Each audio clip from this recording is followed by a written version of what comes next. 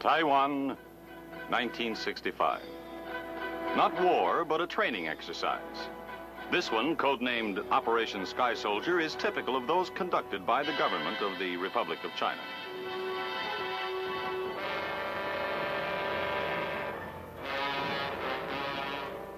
American observers are members of the Military Assistance Advisory Group, often referred to as MAG. Their mission? To assist, advise, and train the soldiers, sailors, and airmen of the Chinese Armed Forces. How did MAG Taiwan come about?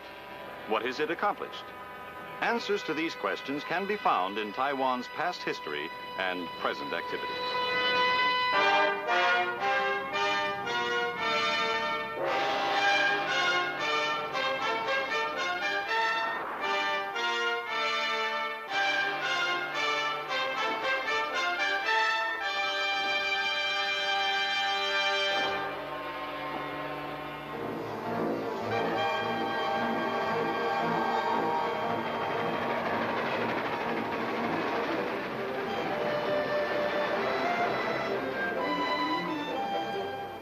Ilha Formosa, or Beautiful Island, it was called by early Portuguese navigators.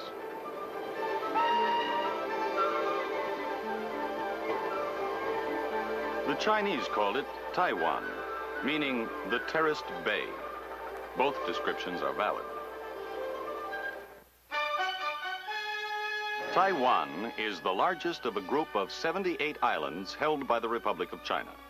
It lies approximately 120 miles off the communist-held mainland.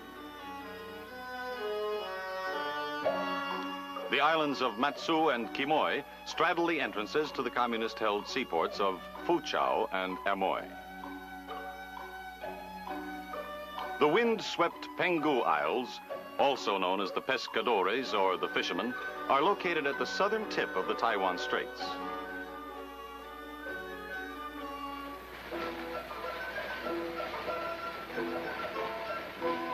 Taiwan is an island of considerable variety. Its eastern half is dominated by a chain of rugged mountains, a number of peaks being in excess of 12,000 feet.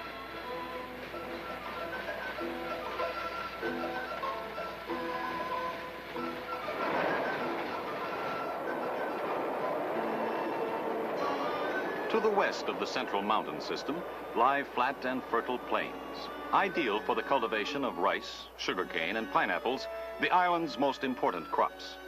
The majority of the Taiwanese live in the quarter of the island that is suitable for cultivation.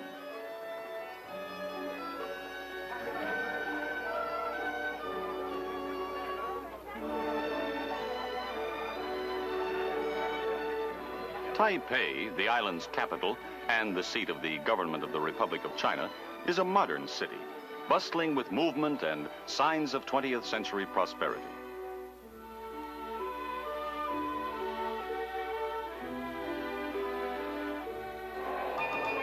Despite the modern aspects of the capital, the citizens of Taiwan maintain their ties with age-old customs.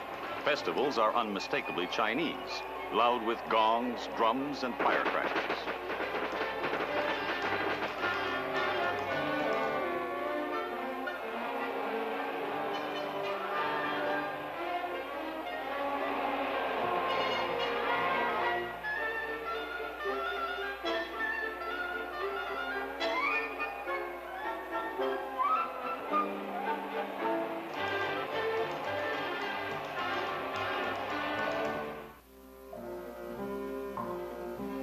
Only a few minutes from Taipei, in the many rural villages, one is face to face with timeless traditions.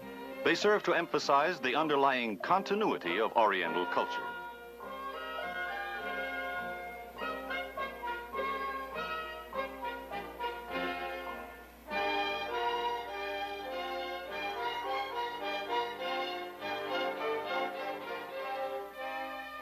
Taiwan's early history is a series of wars, rebellions, and invasions.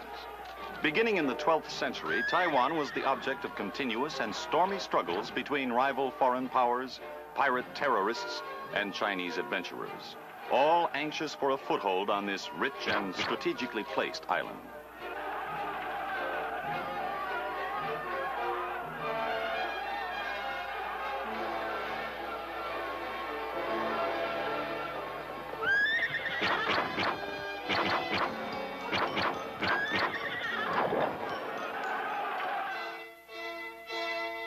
It was not until the 17th century and the arrival of Koxinga, an almost legendary figure, that Taiwan began to acquire a measure of stability.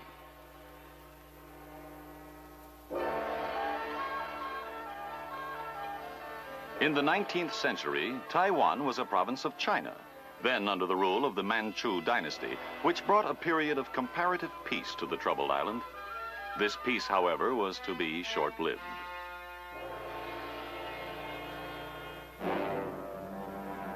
In 1894, Japan declared war on China.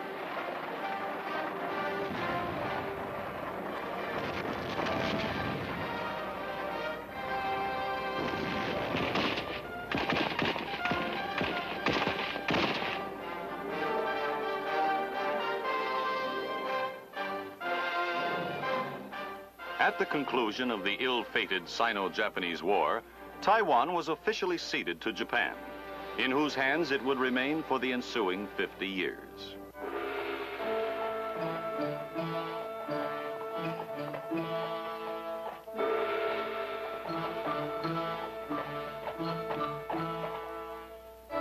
During the 1930s, Japan built a number of military bases and training camps on Taiwan, and during World War II used them as a springboard for attacks against China, Malaya, Hong Kong, and the Philippines.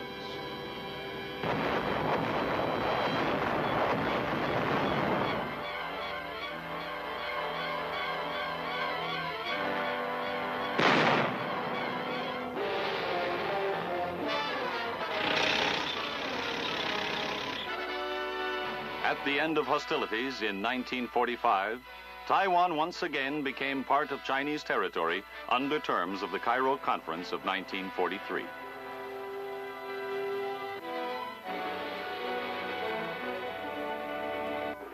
But on the Chinese mainland, the military situation was rapidly deteriorating. City by city, province by province, nationalist government forces were being pushed back by the more powerful communist insurgents.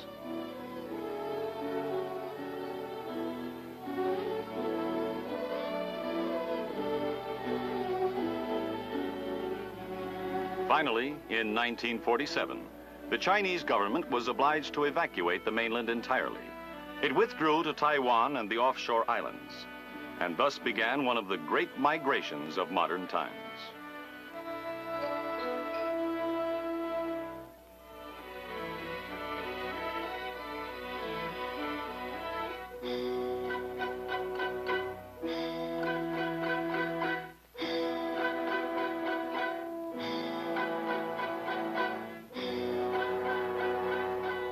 Overnight, Taiwan's population was swollen by 2 million mainland refugees, soldiers, government officials, and civilians, most arriving only with what they could carry. The effect of this influx taxed all aspects of Taiwanese life. The shortage of food, runaway inflation, and the need to sustain a large military establishment were major problems that had to be resolved.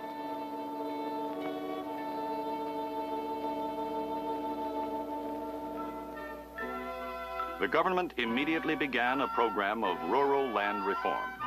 It proved so successful that within 10 years, the yield per acre of rice alone would increase by 41%.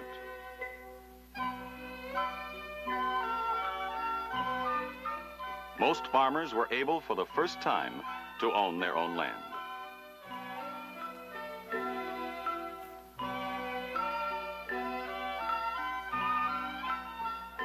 There is no doubt that the foundation of Taiwan's prosperity has been the land reform program. It has dramatically increased farm production by encouraging private incentive.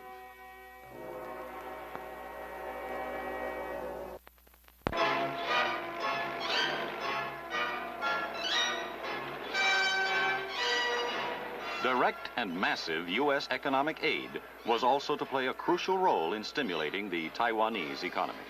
More than $1 billion would be loaned or given to the government of the Republic of China.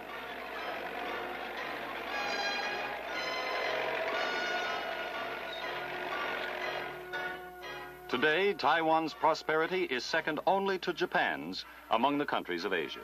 Proof of this surging economy is the fact that in 1965, the United States was able to discontinue its economic assistance programs to Taiwan.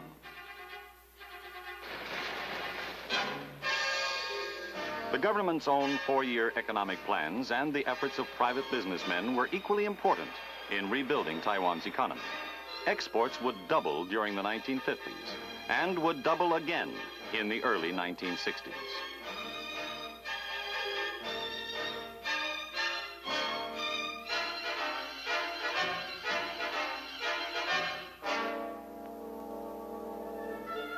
Within a relatively short span of time, the government of the Republic of China was able to resolve many of the major problems set in motion by the sudden arrival of refugees in 1947.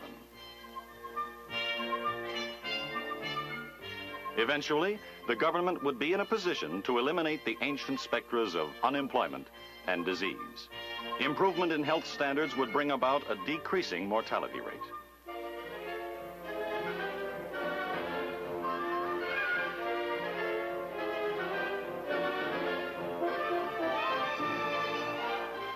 By 1950, the new prosperity was evident. But the island was soon to become more than just a symbol of free enterprise. Events in Korea would reinforce Taiwan's position as an important link in the free world's chain of defense.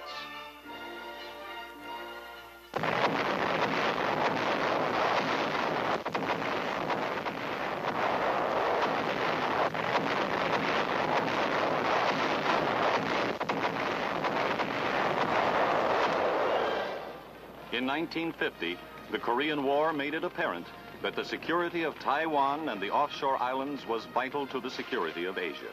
Their loss to the communists would critically weaken the free world's defense perimeter in the Pacific.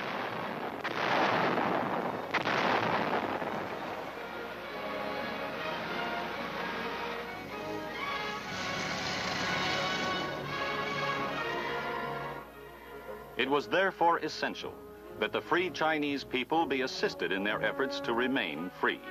The resultant military assistance advisory program was clearly a response to this need.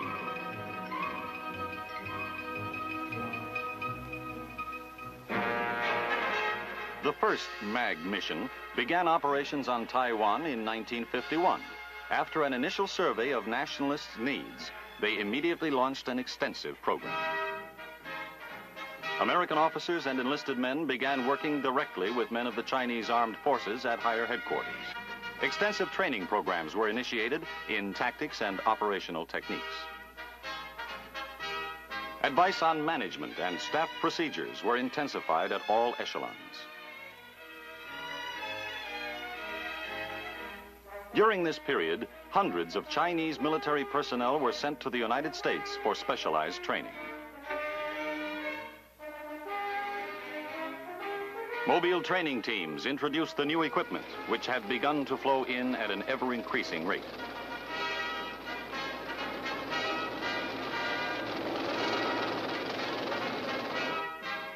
United States technical representatives showed the Chinese how this new equipment should be used. In all, nearly $2 billion worth of military supplies would be made available to the Chinese armed forces.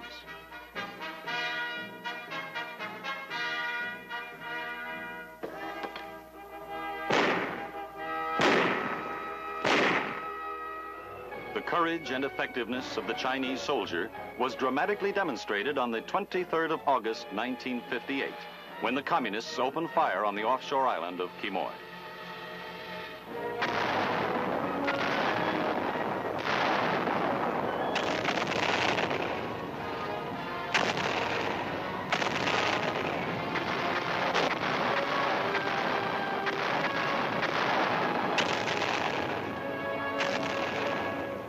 The barrage lasted 44 days, during which time hundreds of thousands of artillery and mortar shells hit the island, causing widespread destruction. In many cases, entire villages had to be abandoned. The American response was immediate. On August 27th, President Eisenhower stated that the islands of Quemoy and Matsu are more important to the defense of Taiwan now than they were 3 years ago. This was followed by a joint communique issued by the United States and the nationalist Chinese government declaring that under the present conditions, the defense of the Quemoys, together with the Matsus, is closely related to the defense of Taiwan and Penghu.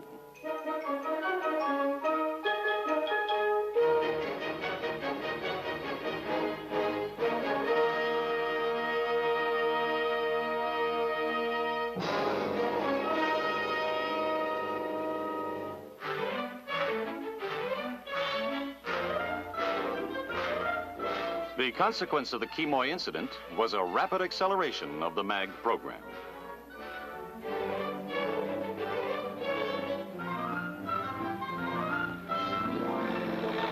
Additional military supplies were sent to Taiwan and the offshore islands to counter the strong communist buildup on the mainland.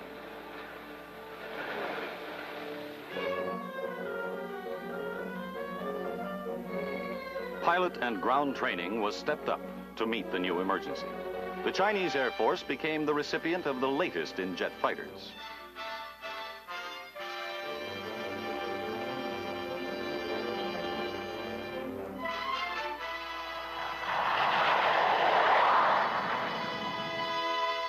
Missile bases were established and armed with powerful Nike Hercules missiles.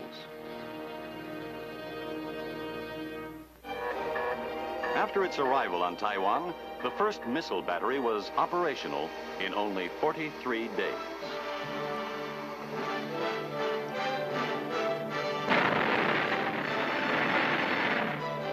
The Chinese Navy was strengthened by the acquisition of new vessels and the activation of training installations, depots, and shipyards.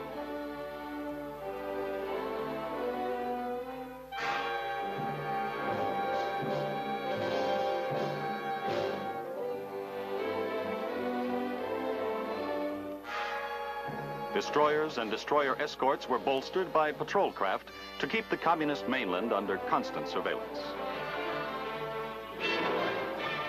Units of the National Army worked closely with the Navy in combined amphibious operations.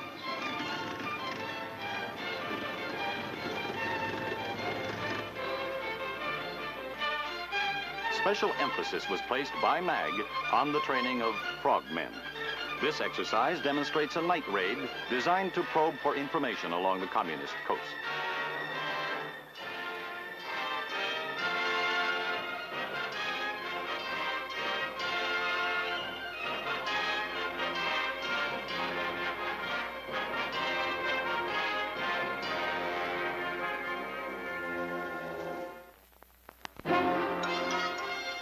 The results of these efforts have been impressive. Taiwan's 600,000-man force now ranks as the world's 5th largest standing army. It is also one of the best trained.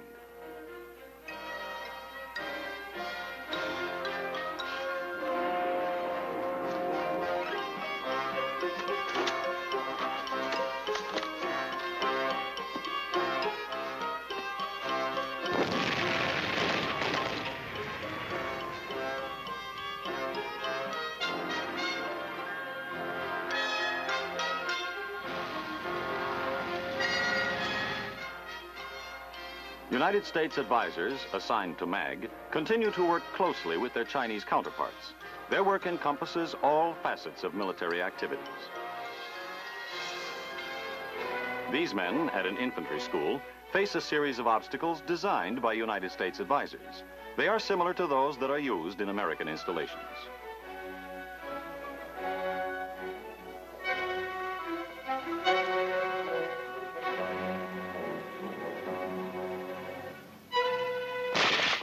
United States advisors have also set up training programs in a variety of light and heavy infantry weapons, such as rifles, machine guns, mortars, and recoilless rifles.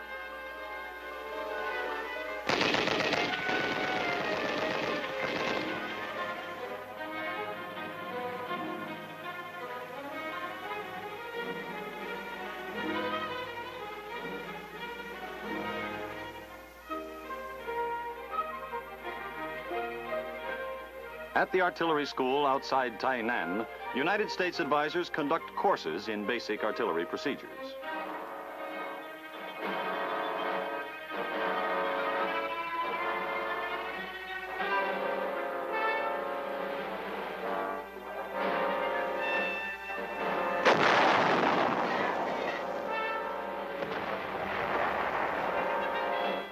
Near Taiching at the Armor School, MAG personnel help direct training exercises in mobile defense.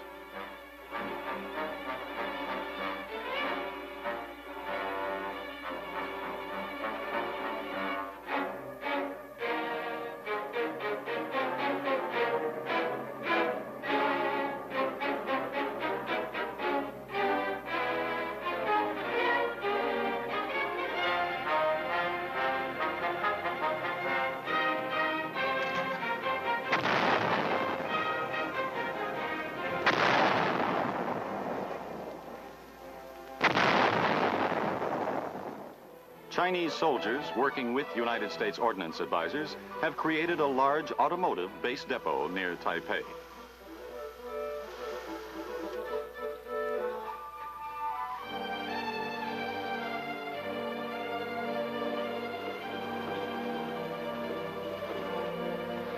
This depot has the capacity of turning out as many as 20 rebuilt vehicles a day, an unusual achievement for any repair depot. MAG efforts on Taiwan place special emphasis on airborne training.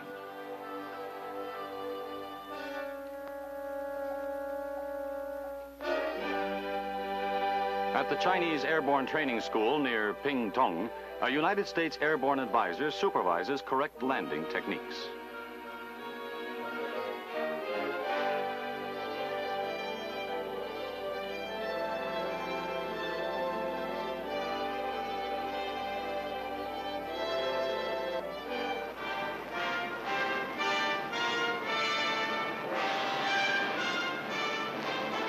They are soon ready for the real thing.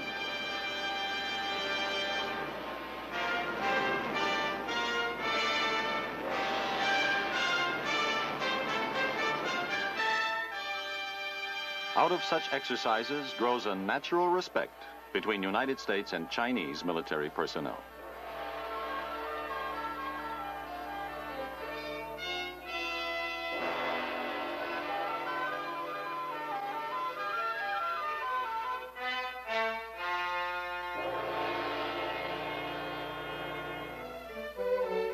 Equally important is the person-to-person contact which has developed between MAG advisors, their families, and the citizens of Taiwan. It has accounted for many lasting friendships. These American wives who conduct English classes in Taipei are adding to the total success of this person-to-person contact. MAG personnel have reason to be proud of their accomplishments.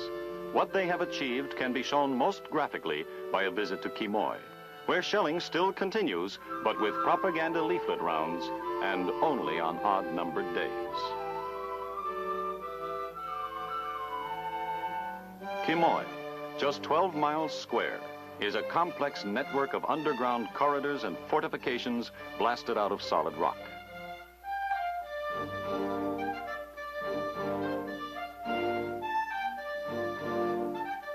This tunnel leads to the office of the Chief of the Defense Command Advisory Team.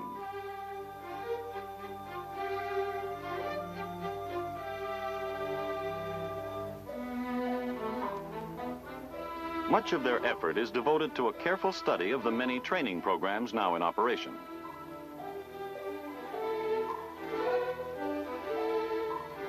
Intensive refresher training in an area so close to enemy positions is an important part of the MAG program.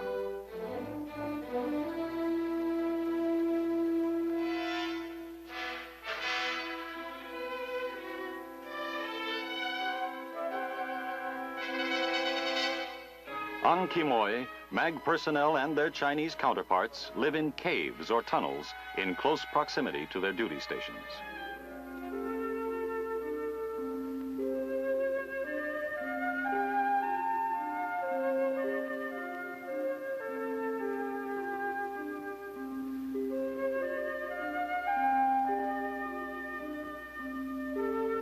But even in this labyrinth of underground passages, daily routines and duties are followed as they would be in any other military establishment.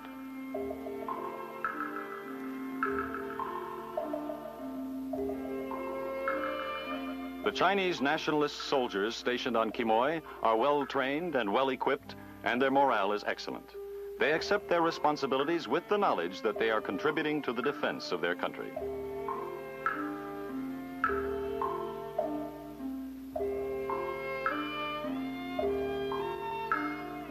From Quemoy, MAG advisors make regular inspection trips to other islands in the Taiwan complex, some lying only a few thousand yards off the communist-held mainland.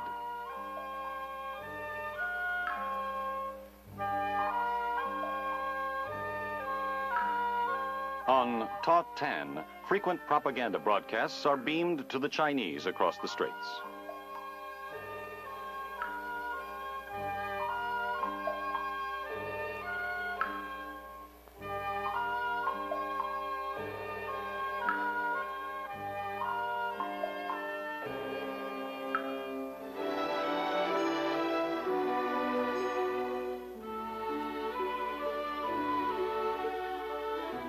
Cargo planes are also used to carry such items as rice and leaflets on airdrops over the mainland.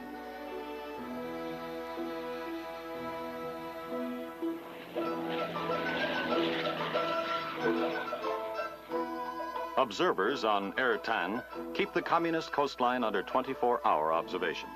Maps and mock-ups of the Amoy area aid in the location of communist emplacements and other strategic installations. These maps are constantly being updated.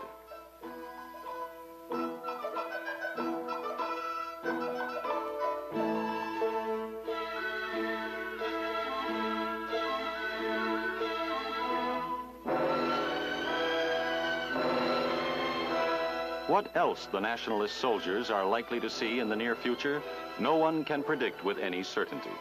But one thing is quite clear. The defense of this island and the others in the Taiwan complex will continue to depend on the strength and ability of the Chinese armed forces. And because a part of their military effectiveness is a direct result of MAG assistance, we are all indebted to the thousands of Americans who have served with such distinction as members of the Military Assistance Advisory Group.